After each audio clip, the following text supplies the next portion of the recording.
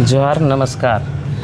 बीते दिनों पहले हजारीबाग में पत्रकारों के साथ मारपीट की घटना हुई, जिसमें राज्य भर के पत्रकारों के बीच आक्रोश है, उबाल है।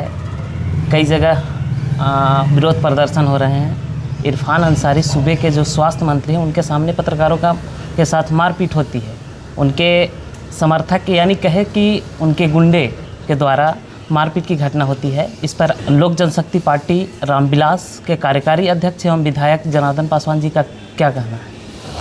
देखिए, ये लोकतंत्र के चौथे स्तंभ है और ये सीधा हम कह सकते हैं कि लोकतंत्र पर हमला हुआ है। पत्रकार जो हैं स्वतंत्र हैं, जब चाहे जिससे चाहे अपने सवाल पूछने के अधिकार उनके पास है।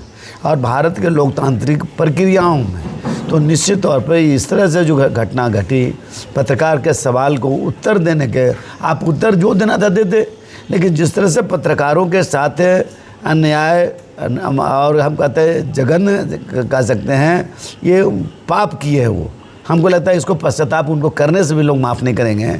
इसलिए कि पत्रकार स्वतंत्र है, स्वतंत्रता के आज़ादी को इन्होंने निश्चित तौर पर हम कह सकते हैं कि स्वतंत्रता पर प्रश्न चिन्ह लगाए हैं।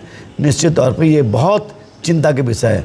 हम आपके साथ खड़ा है, जहां आंदोलन करना हो, जहां ज़रूरत पड़े, जनार्दन पासवान जहां बुलाएगा हम आपके साथ खड़ा है। इस तरह के हम लोग बर्दाश्त नहीं कर सकते हैं। क्या सत्ता से सवाल पूछना पत्रकारों काफ़ियत है?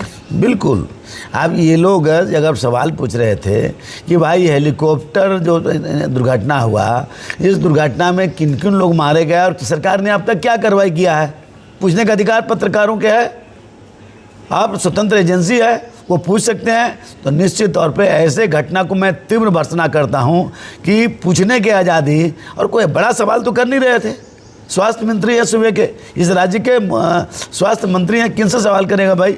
हेलीकॉप्टर क्रैश किया, किन किन लोग के जाने गई, क्या आपने मुआवजा दिया, तो गलत थोड़े पूछ रहे थे। वो लाठी तो मारे नहीं।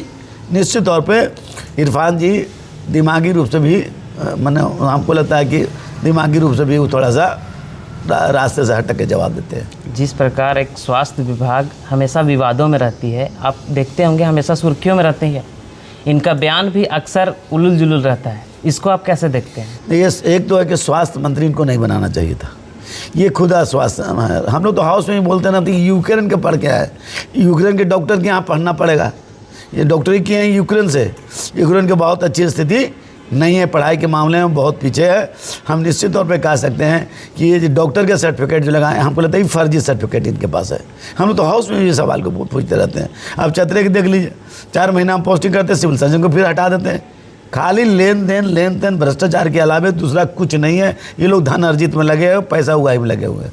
क्या आने वाले समय में जब विधानसभा सत्र चलेगी तो इनकी बर्खास्तगी की मांग लोक जनशक्ति पार्टी रामविलास एवं विधायक जनार्दन पासवान के द्वारा? निश्चित तौर पर मैं आपको वचन देके जा रहा हूँ कि जब हाउस खुलेगी तो निश्चित तौर पर ये सवाल को मैं उठाऊंगा।